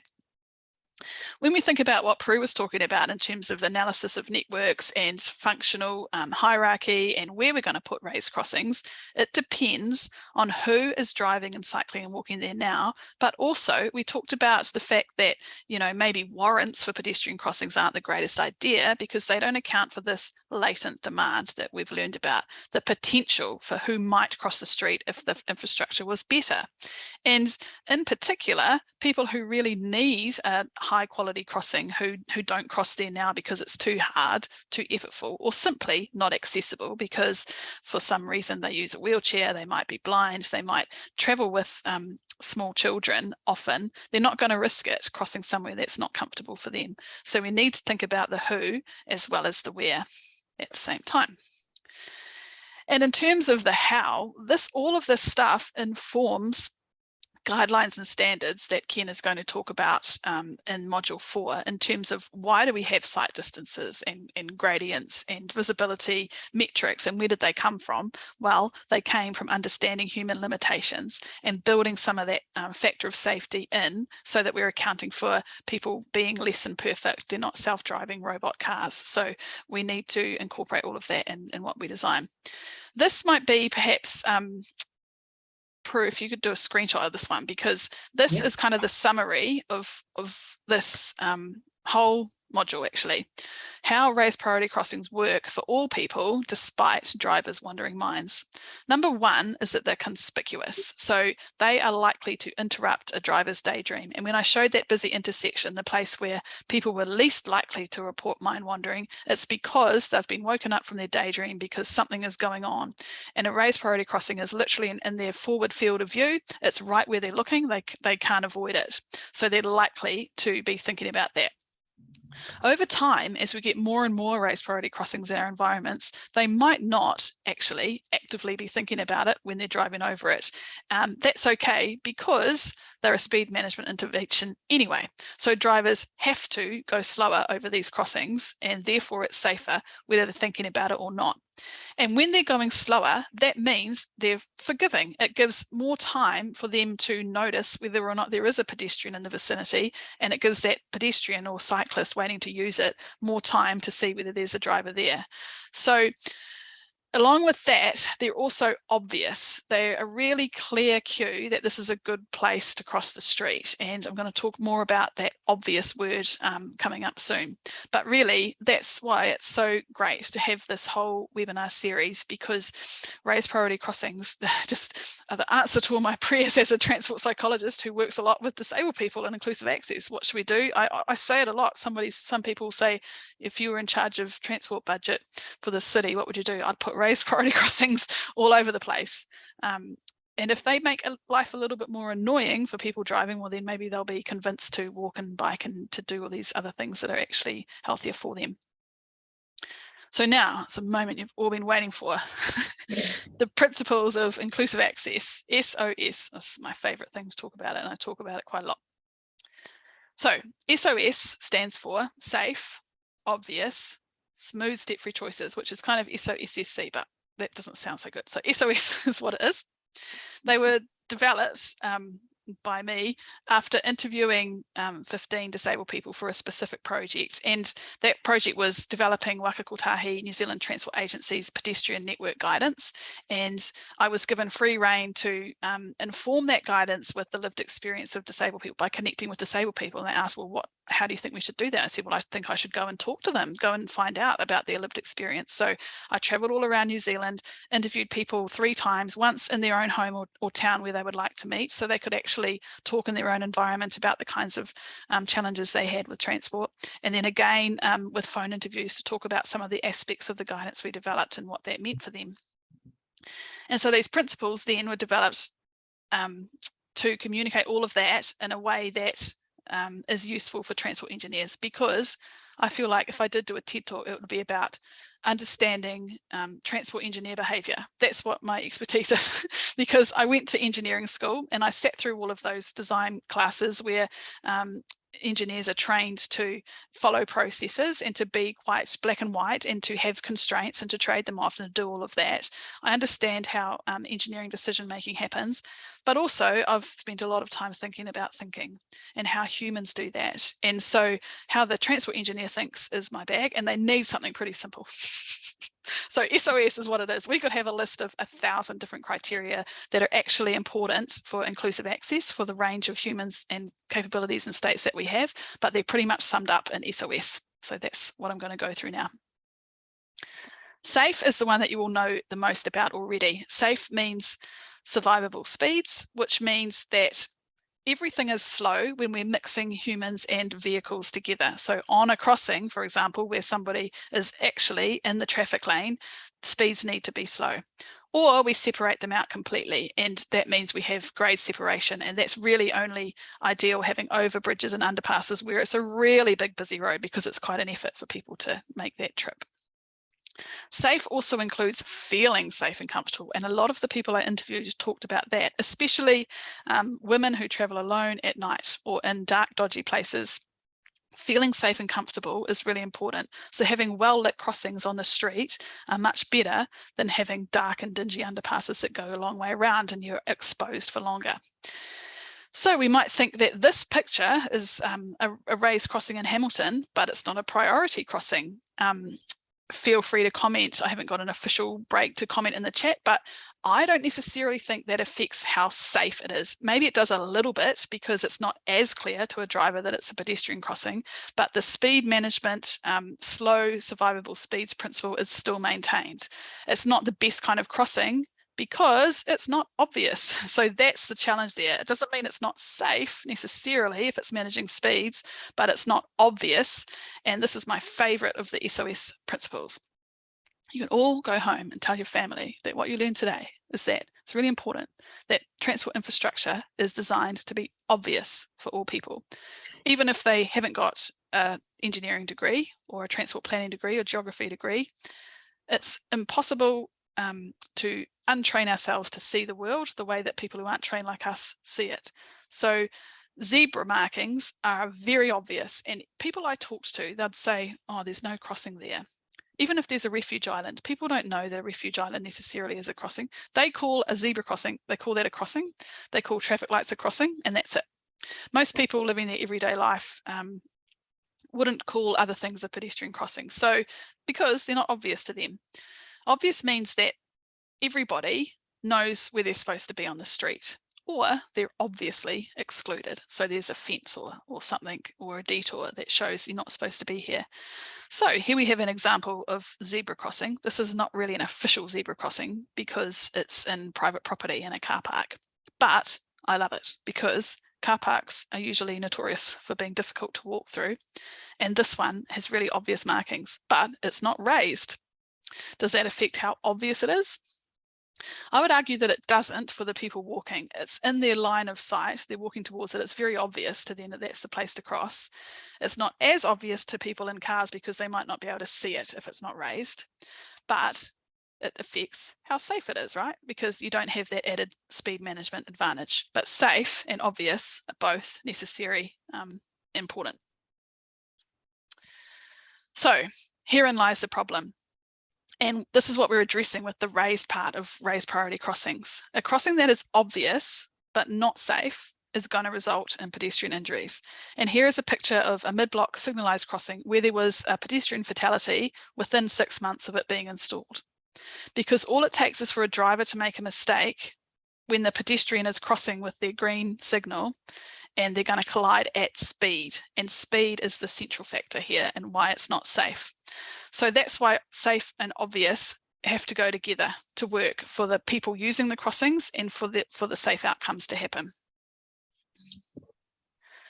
So the third letter in SOS is smooth, step-free choices. And I think that's the one that we do the best. We understand safety the best, and we do step-free the best because we know that we need to design curb ramps and curb cuts. We know that. We're, I think, quite well trained to design in theory for people who use wheelchairs and for kids on scooters. Increasingly, electric scooters are a good advocacy tool for authorities because lots more people use them. So we know we need to build this infrastructure in. Step-free choices is important to point out because what that means is that we don't have to put these raised crossings everywhere. Not every single crossing that we design needs to be a raised priority crossing, because if it were, and if I were in charge of the budgets and put them everywhere, then I wouldn't have enough money left to invest in public transport, for example. Transport planning and engineering is all about trade-offs. And so what I think we should do is to look at a network or a neighbourhood or a community level and say, are there SOS options between the origins and destinations? If somebody lives in this block and wants to get to these shops, is there an SOS route that they can take between those places? And if there is, great. Then we can throw all sorts of other options for people who would like them. So refuge islands, more curb ramps, so that a lot of people have a lot of options a lot of the time, but we're providing that basic access for people who really need it. So again, it's not about just choosing one kind of design and slapping it everywhere. We're intelligent people and we're paid to think. So can't daydream through these decisions. We need to think about where the most important places are. How are we connecting people to where they want to go? And you know, sometimes if you've got a steep hill, steps are okay. It's about making sure that people can participate. So this is the last of the Miro exercises, and we're going to comment on what makes these crossings obvious or not. And I think it's the same crossings that we had in the first, oh, you guys are in there already. Just curb ramps and the raised priority crossing. What makes them obvious? And, you know, to whom? Who do you think these are obvious for? I'll share that one.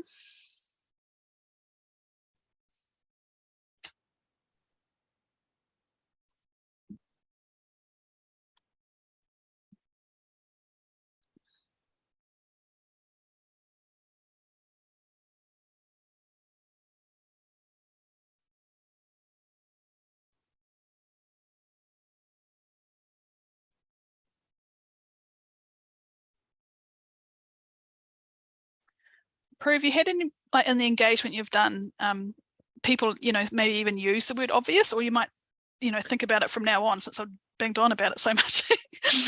Yeah, I'll have a look back through it. I was just saying before that about your comment about crossings. You know, people describe them as that little island in the road, a refuge crossing. So it's not a crossing. There's that little island in the road. Yeah, I'm going to have to look back. I'm not sure. Yeah. But there's certainly, even if they're using different words, they're picking up on, you know, the same things. Those principles are being picked up on. Like, I really like that, you know, they saw a zebra crossing and they were picking up on the fact that the speeds aren't safe, and they were asking lots of comments. It's interesting that a lot of people think that the community is reluctant to reduce vehicle speeds, and yet, you know, lots of people go to the trouble of writing a sentence about we need to reduce the vehicle speeds and put those crossings on humps on the road. So yeah, they're talking about the same kind of things. Yeah. People never, or I think anyway, don't seem to get as many complaints after the fact as before it, right? Like, people don't tend to come back and say, rip that crossing out, it slowed me down so much. Yeah. One of the things too, when you were talking about the platform actively reducing vehicle speeds, and also remind, you know, that being something to make it obvious to drivers, when we were developing a guideline for treating driveways on shared paths, we were really encouraging the continuous footpath to make it look like the path has priority. But I went out to sites and just watched how people reacted, and it was like putting a little speed hump near the exit was the final little ingredient that kind of woke people's brains up and went, oh, I need to check. And it just seemed to be so effective, that little physical.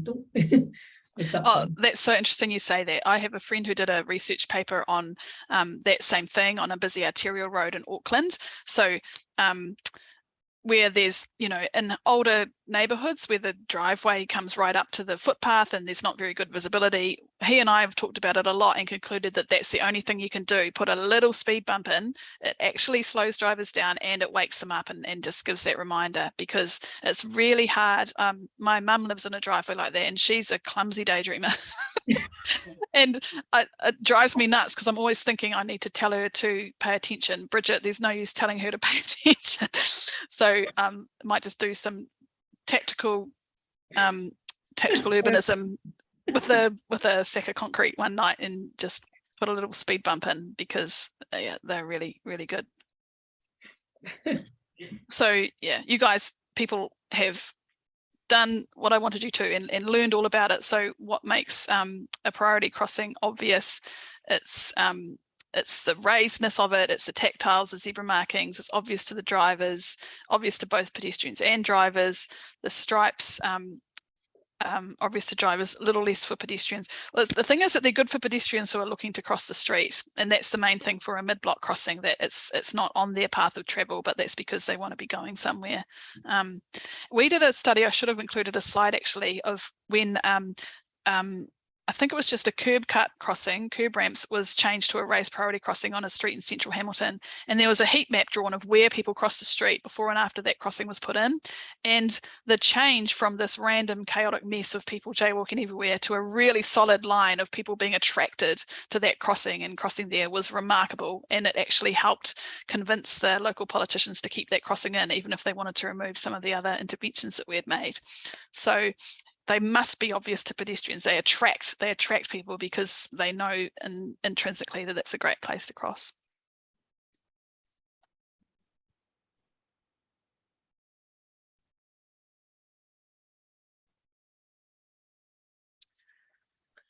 Do we have any idea on how far people will walk to get to one of those raised crossings? I don't think I've seen research on that, but the first thing that I think when you say that is that, gosh, it depends. Yeah. And you can imagine that it depends on a lot of things, including how much energy you have. Me, for example, I won't divert very far to use a race crossing because I'm lazy and have an overinflated sense of my speed. So I'll just kind of run across the street. And so when we see things like, you know, within 200 meters of an intersection or within a couple of car lengths, they're always kind of percentiles. So 85% of people will divert this much to use a crossing. I should look, because I'm sure there would be research about it. Maybe I'll see if I can find it before Ken's session actually, because I know how to look for these things, having done PhD. Yeah, that'll be really interesting to me. So SOS, safe, obvious, and step-free. You can combine all these things to make a really nice outcome, and raised priority crossings like this one in central Hamilton are a great example of it. Like I say, they're my favorite example. This one is a raised priority signalized crossing mid-block in the middle of central Hamilton. This whole length of street, I think it's about 50 meters or so, is raised, so it's like a big long raised platform, and it has signals right in the middle of it, which I think is brilliant, because sometimes we design shared spaces that are safe but not obvious, and the obvious principle sometimes gets forgotten in shared pedestrian environments because a lot of people congregate and it feels all safe, and the engineer says, yep, the speeds are low, this is really good. But what we don't see is the people who aren't there because they're a bit confused about how all of that works, and they're less likely to use it because of that. So even in slow and shared environments, it's super helpful to put in obvious crossing points, and they can be as simple as a zebra marking, and it can even be a flush zebra if it's a really low speed environment like a shared zone. Yeah, raised priority crossings are a safe, obvious, step-free treatment, which is why we are here. So the last kind of section of this module is talking about disability sector engagement. Why is engagement valuable? Well, the way that the transport industry works, and this is how I kind of explain it to people coming into the sector or students who are studying a discipline that's not transport. When I graduated in transport, which was nearly exactly 20 years ago, I didn't really know how the investment and planning and funding system works. That's quite normal. People who come out from engineering, you don't learn too much about that. There's a whole lot of different ministries and authorities. This is just New Zealand example. We have our Ministry of Transport, we have our Transport Agency, who really sets out the funding rules and allocates budgets to the regional authorities who control public transport in New Zealand, the city and district authorities who do all of the infrastructure and everything else. Then you've got politicians and public servants and consultants and transport operators and public transport people. We've got the whole construction sector. All of those things are there. What about community? And that's what Prue was talking about in the last module. Engagement with people is super important if we want to understand what their perceptions are, what their fears are, what their ideals are, what they want from their lives and from transport, and how to get there. So engaging with community is really important. As I said earlier, in road safety, we're quite good at knowing that our goal is to reduce fatal and serious crashes, to reduce trauma. So to do that, we have vision and policy, priorities, standards, monitoring and research. All of that stuff is informed by understanding crashes, where they happen, and therefore what we can do about them. We talk about inclusive access. There is no national vision around including all people, really. It's written into other policies, but it's not its own thing like road safety is. We have some, like I say, vague policy. We don't have any priorities that I've seen that are evidence-based. Like we quite often have an accessibility program that will aim to improve bus stops or put in some crossings, but there's not much evidence around where they're going to do that. It's just like, we're going to do all of these, and that's great. We have design standards around inclusive access. We have some of them. We don't do any monitoring of whether those things improve participation by people. And there is a wide variety of research, but it's not really applied in the same way that road safety research is, directly to standards and outcomes. So how we can do better in that is to understand the kinds of communities that we're designing for, because as it says in the top right here, transport professionals are not as diverse as the communities we're designing for. In a survey of transportation group members that I was part of, we found that 65% of them are male, less than 2% are Indigenous or Māori in New Zealand, and less than 2% identify as disabled. Whereas the communities we're designing for, 24% identify as disabled. That's similar in Australia. 17% are Indigenous or Māori, and the infographic in the middle shows that Māori New Zealanders have a lower life expectancy than European New Zealanders, and they are more likely to be disabled in every age group. So the community of us is not the same as the community we're designing for. So we need to engage with people to understand those priorities so that we can use that as impetus to push for the infrastructure that we know is good for all people. The community of professionals doesn't have that lived experience. So how do we incorporate that lived experience? We engage, we find out, and we talk to people who do.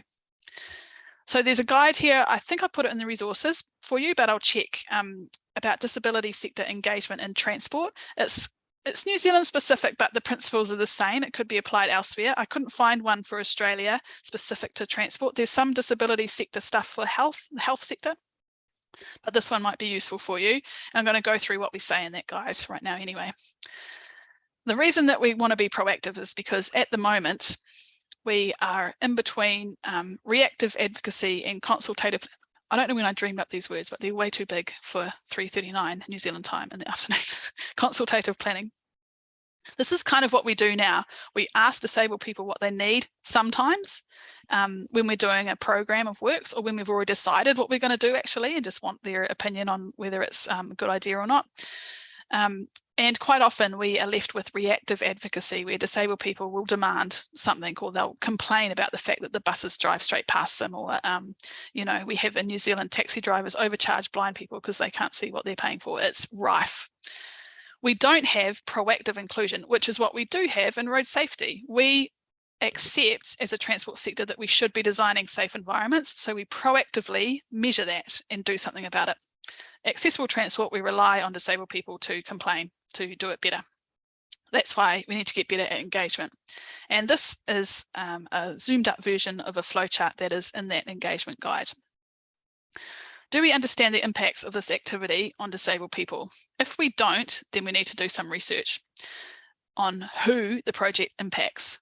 We might have planning criteria or rules about something that may not be directly related to disabled people, like parking, for example. We might have a new rule about parking. Do we know about the impacts of that on disabled people? If not, then we need to do some research. If we know that they are impacted, then that's the next thing. Sometimes they are not. Examples might be in transport, pavement material specifications. Disabled people as a sector of the community aren't affected by that any more than non-disabled people, so we don't need to engage with them in that situation. We can just proceed with generic community engagement with the public who may be interested. If they are impacted by this activity, then the level of engagement depends on whether you're talking about a specific project where you're digging up the road, or a project that relates to rules and other things. So if it doesn't affect specific local communities, examples might be changing road user rules, national and regional policy, changes to design standards, then there are a whole raft of disability advocacy groups out there who are really used to responding to that kind of question. And we can engage with them. And in New Zealand, we've listed all of them in this guide. You can literally contact them by email or phone, and they're set up and waiting and ready to respond. If it does affect specific local communities, then we go out and talk to those people, because often we will find insights that, and Prue will know this, insights that we can't learn from searching Google Maps or from walking around ourselves. Like people might say, nobody goes to that particular shop, they go to the one around the corner, or people walk through this section of the school because it's open on the weekends, or information about route choices and how safe people feel and the way that life works in this community that we can't get if we don't talk to people. And local disabled people are super important to talk to, because as you've hopefully gleaned from the last kind of hour and a half, that their needs are really urgent. And if their needs aren't met, then they can't travel. They don't have as many choices as other people. So talking to them is super important. Not only important, it works in our favour. If we're doing a project and we want to make our boss look good and deliver that project well, then we're going to need to have its funding approved. And having really good stories about the changes that we make and how well they affect people's lives can help us to get that funding. So here's one, for example, a real story. My mother-in-law couldn't walk to her local shops. A dairy is a milk bar. I learned that when I worked in Australia for 6 months, and I said some words that people didn't understand, like duvet. My mother-in-law couldn't walk to her local milk bar because there were too many roads to cross. Now that the crossings have been improved, she can make the trip on her own. Like, she likes it. She doesn't have to rely on other people to do her shopping. So these kinds of stories are literally kind of life-changing, and local politicians love hearing stories from local people. So it can be really helpful for your project to get better outcomes. So the first step of this kind of section of summary is for me to ask you, comment in the chat, what have you learned today? Why are raised priority crossings, a good design solution for all people? Go.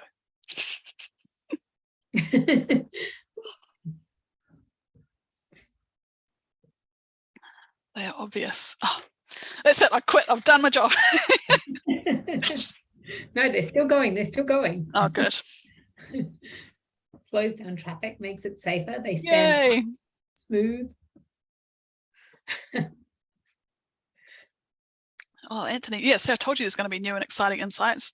Smooth is important. I had a picture I didn't put in, but when I was biking around on the weekend, the advantage of biking is that you can stop and take photos of interesting things when you're stopped at the traffic lights.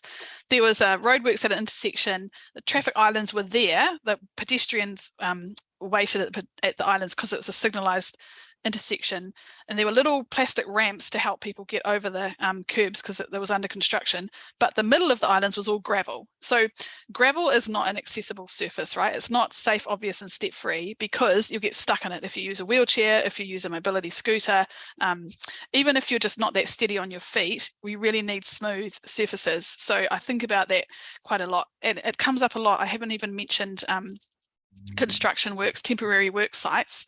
Having a safe, obvious, step-free route through and around those is super important, and it's not, how do I phrase this? Not always provided. Our standards in New Zealand for work sites and pedestrian access through them, our standards say that those routes are supposed to be accessible for all people, but as you know, it's just not always implemented like that. Bridget, there's one here. I've just got to read this one out. Not all road users the same. Inclusiveness means catering to all users, especially to vulnerable and disabled. I like that. The beautiful. All users is in there. Yeah. Yeah. And especially vulnerable and disabled, because they have the greatest, they don't have as much choices. They can't just go another way all the time. Yeah. Well, it's interesting about gradients, because coming up in module 4, we're going to learn a lot more about how we do these things so that we get all of these good outcomes. Feel free to keep putting your feedback and what you've learned in the chat. So when we think about the who of raised crossings, we talked about why inclusion is important. If we need this stuff to help our case when we're designing these things, and we're getting pushback perhaps from people who don't want to pay for a raised crossing, why can't we just put a flush one? Why can't we just put a curb ramp? legislation, policy, and ethics oblige us to design for everyone. It's written in our policies and rules that that's what we're going to do. And without careful focus on inclusion, we are likely to exclude people. Not because transport engineers and planners wake up in the morning and say, I'm going to exclude people today, but it's just because historically, decades of habit and autopilot and decision making has led people not to see what they can't see, and you know, look but fail to see the people who are not there.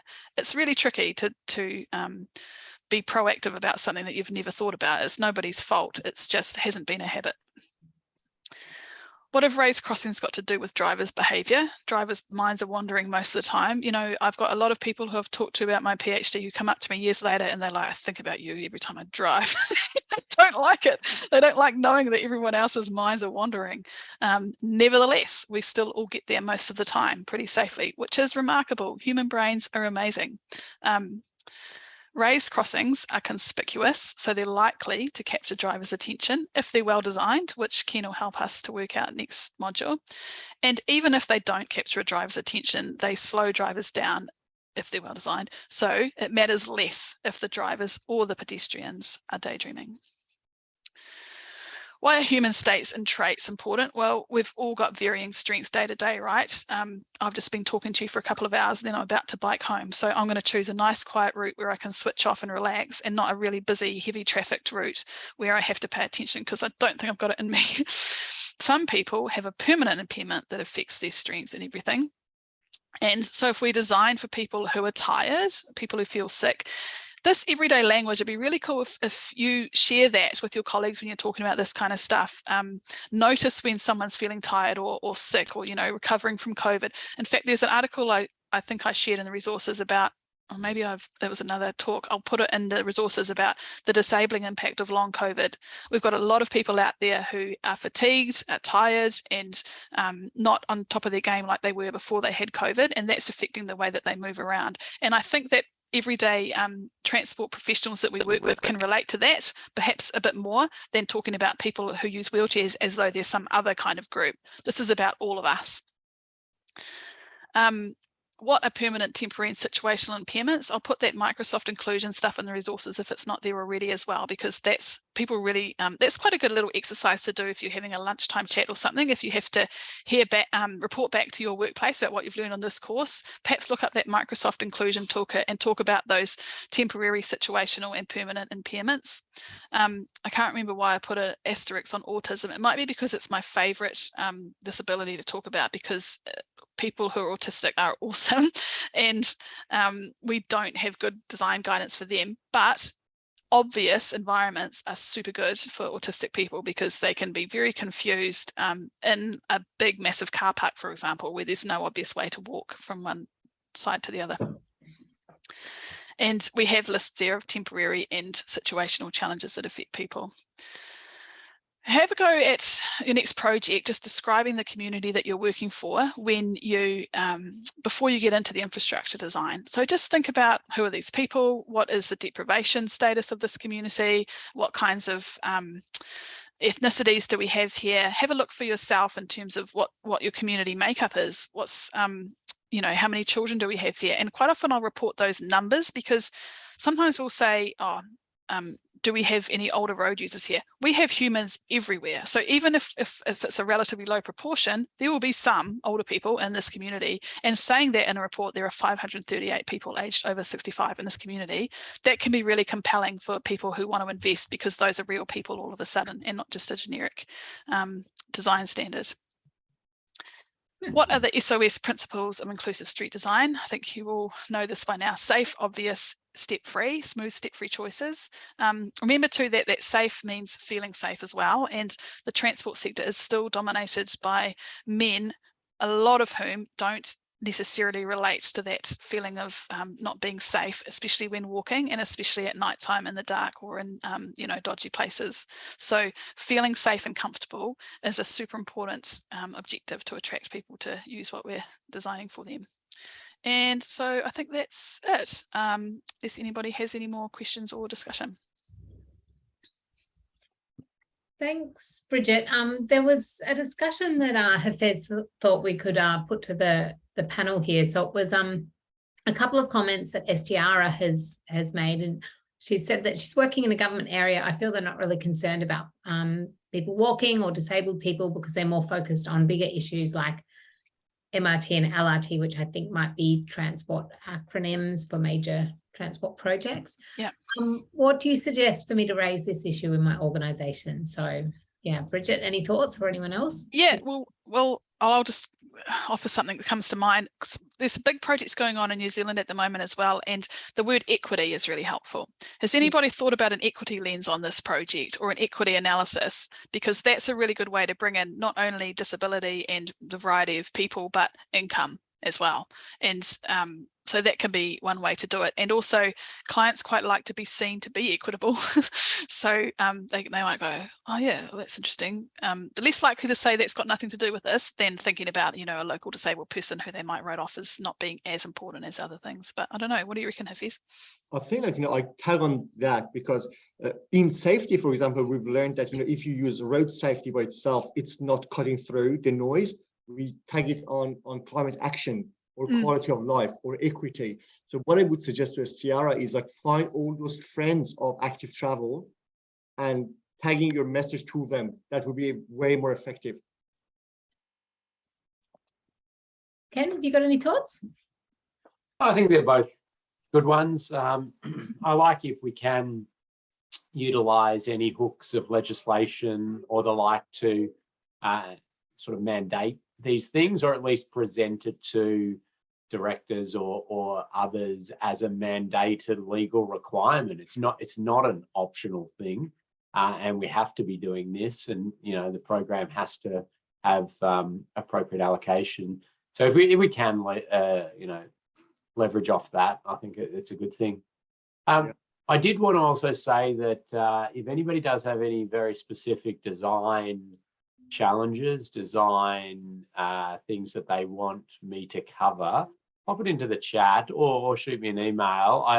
I've got about 12 hours worth of content to get through in the design one, but I will throw out some of it if there's particular interest in some specific things, because I know people come across different design challenges. I'll probably cover most of what the common ones are, but there might be something unique. So yeah, feel free to reach out, and I'll try and incorporate that in.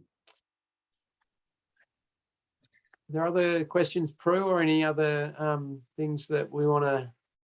Well, I was just going to Also- say as well for Estiara's comment. So we've got some big, there's some proposals for major kind of public transport investment in the area I'm in, and in areas where there's not a lot of walking and cycling going on now,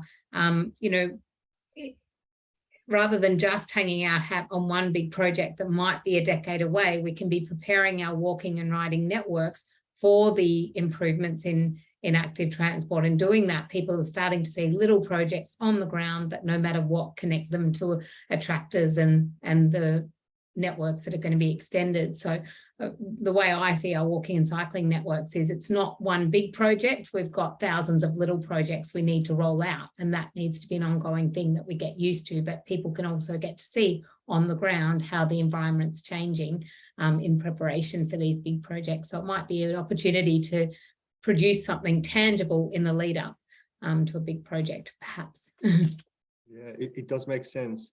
Also, I think what I reckon is, like, going back to what Bridget was talking about, the surveys, if we get some of those numbers from the community, understanding what proportion of the community is disabled, what portion of the community is walking or want to walk and they can't, those figures are very important to be, if you go to a decision makers, you have that fact or surveys behind you to sort of, bring to their attention.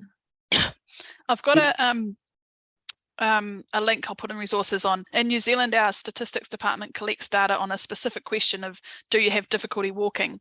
And they separate out the answers by a lot of difficulty, some difficulty, cannot walk at all, or no difficulty. So those are super helpful stats, because there are those people are in every community. So that can be really good. I wondered if the last few minutes, Ken, if you've got anything to say to get everybody excited about Module 4. I do, absolutely. So we're going to be delving into some of those technical challenges in design and design decision making. There's quite a raft of things that I really want to cover. I'm going to actually just share my screen with a slide, which you will see. So hopefully that's coming up now. We're going to be delving into that engineering and design of race crossings. And what I want to cover in the time, how to look at those ramp grades and what's appropriate, all the lines and signs that are provided, and sometimes there's a lot of them provided, and are all those needed, and sometimes maybe not enough. I'm going to have a special little look at roundabouts and positioning. So how do we position our race crossings around roundabouts? Sight lines is going to take up quite a bit of time because there's quite a bit to think about and decisions to make around that. Lighting and drainage also very important requirements. So they're the sort of key themes. Within each of those, I'll delve in a bit more. It's not just going to be pedestrian crossings, it'll be shared path crossings as well, which creates some interesting sightline challenges. And then, positioning those around side roads, threshold style treatments and the like. So a lot to cover, and I'm pretty excited to get into it. But as I say, if there's stuff that I'm just not sort of covered in those generic topics that people have a particular interest in, I'm happy to have a look at that too.